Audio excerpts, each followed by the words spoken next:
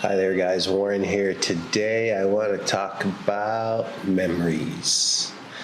Yes, and I think there is a song that has a line in it that goes, "Memories don't leave like people do. They often stay with you in the good times and the bad." Something. But anyway, I want to talk about memories. And I want to talk about them in the context of the good and the bad. But how often the good ones are just so short on our memories. And I'll give you an example. I'm going to share some with you that I was thinking about while thinking about doing the episode. And I'll be honest, they didn't come to my mind until I was thinking about the episode, the good ones. And then I'll be even more honest, the negative ones, I ruminate about them often. I won't say all the time, but more often than I do the good ones. The good ones I find have to be triggered by something, like doing an episode about memories. But nothing really has to trigger the bad ones. Just a moment sitting in stillness and quiet, and they just start to pass. And I know it's not just me.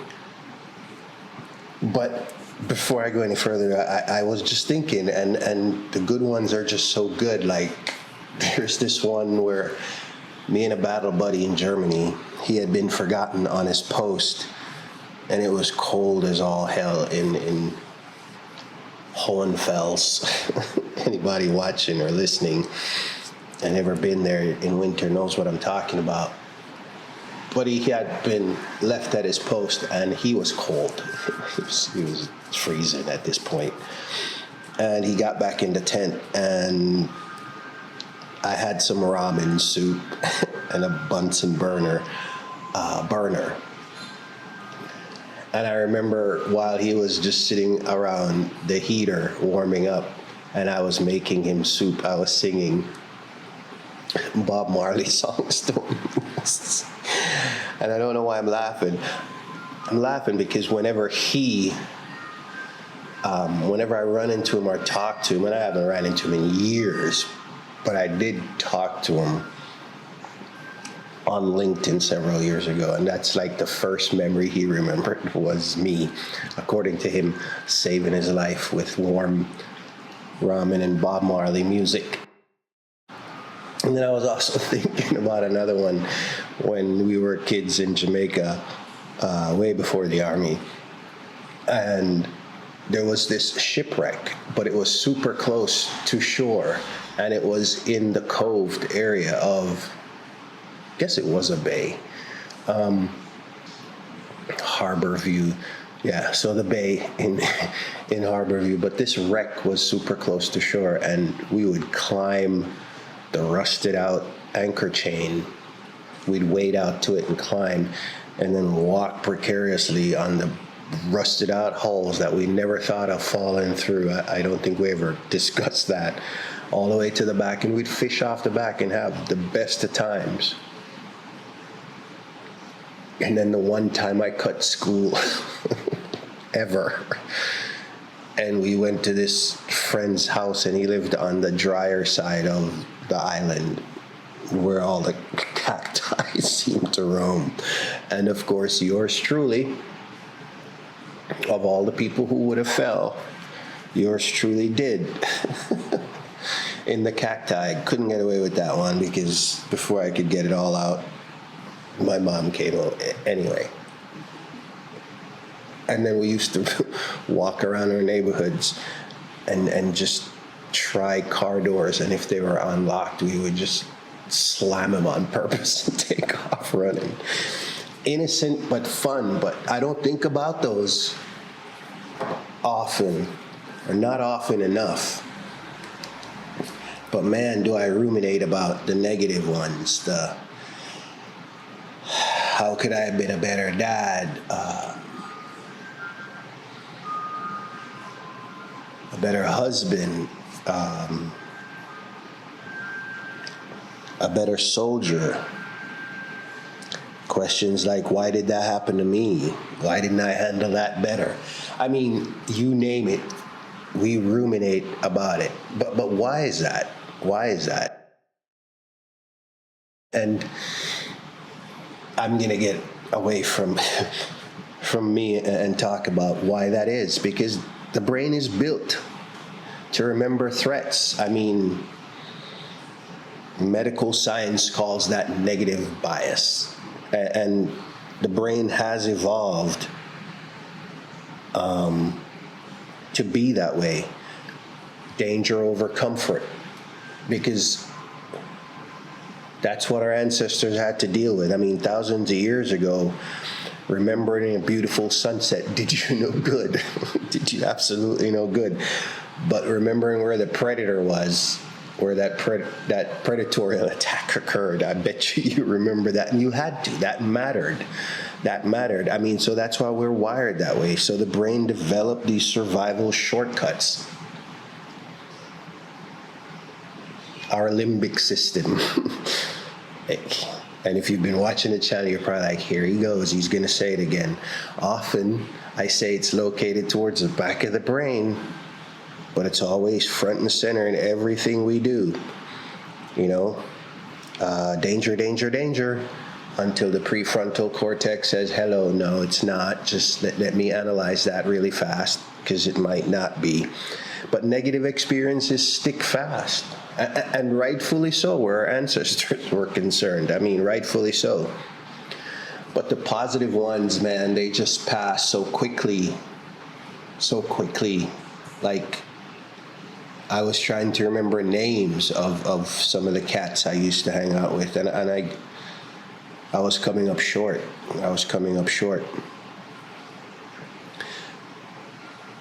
But neuroscientist Rick Hansen, I think, said it best. He says our brain is like Velcro to negative thoughts, and then like Teflon to positive ones. So true. So it's not just me talking. The science backs this up. I mean, and long before neuroscience, even the Stoics saw it. You know, Marcus Aurelius, I think, said something to the fact the mind becomes dyed with the color of our thoughts, meaning the more we replay those negative experiences long enough, they start to color everything. And that can become problematic. Our identity, our expectations, and not our expectations of ourselves necessarily. We start to develop these expectations of others and how we see people. And that can become, like I said, problematic. It can be dangerous when we go from reflection to rumination. But we can reverse that and go back, you know, rumination versus reflection. Because rumination is replaying the pain, right? Reflection is extracting, or we should be trying to extract the lesson, I think, using reflection. And I alluded to what rumination sounded like earlier. The pup was like laying right here by my foot. She just passed out. It's kind of a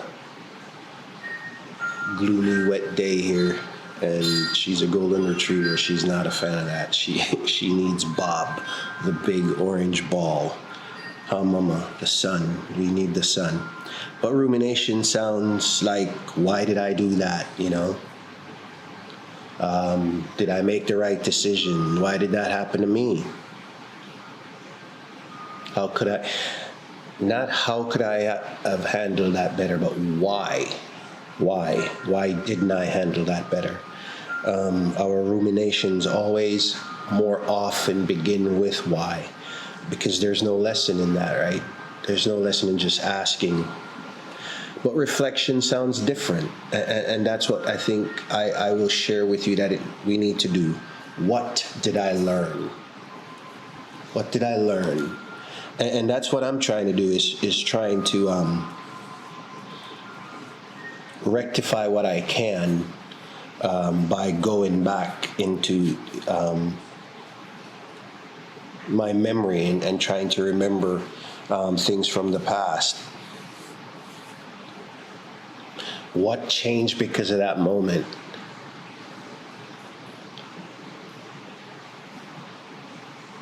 That decision, what changed because of it? And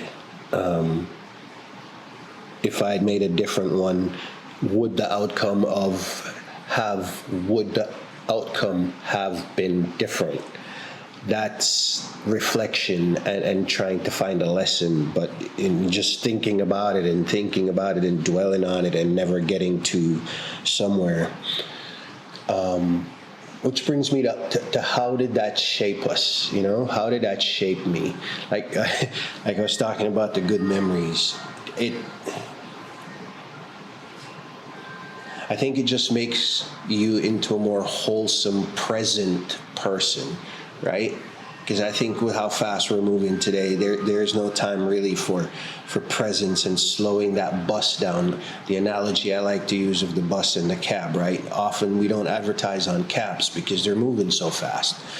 We wouldn't have the time to read the ad, right? Makes no sense. But on the buses inherently move so slow that you can advertise on buses because you can read the ads. And they stop more frequently too, slowing the bus down.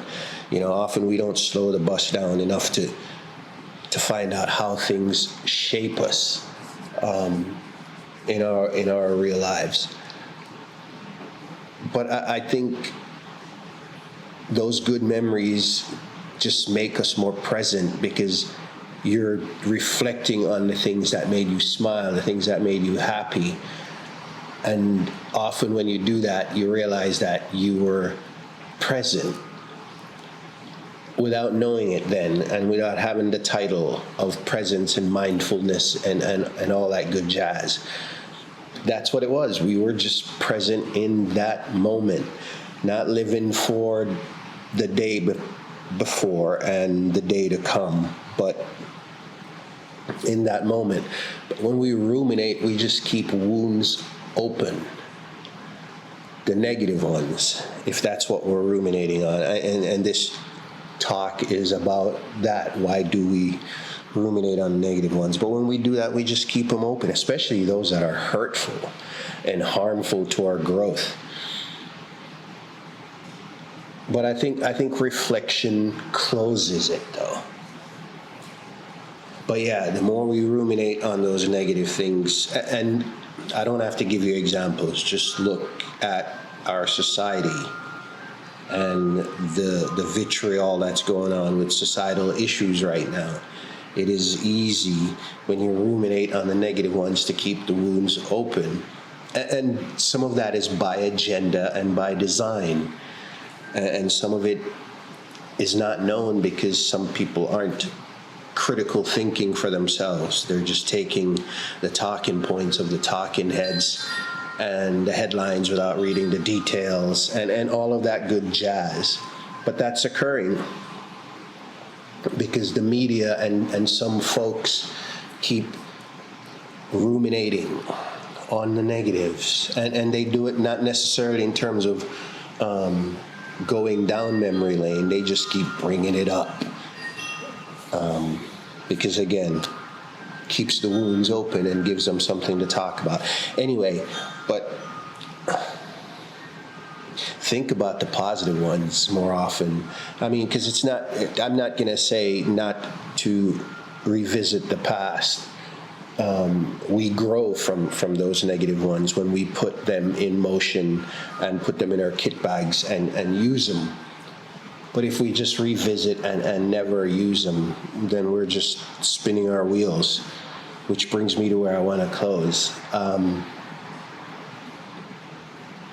I recommend we use our past as a place of reference and not a place of residence, all right? Because it's easy to do. It's easy to go back and live there, all right? So don't live there. You can reflect, revisit, but go back home. all right? And I think that's where I want to leave it. And on to our next conversation, which is next week. You be good out there. Take care of each other. Take care of yourselves. And we'll talk again soon. I'll see you.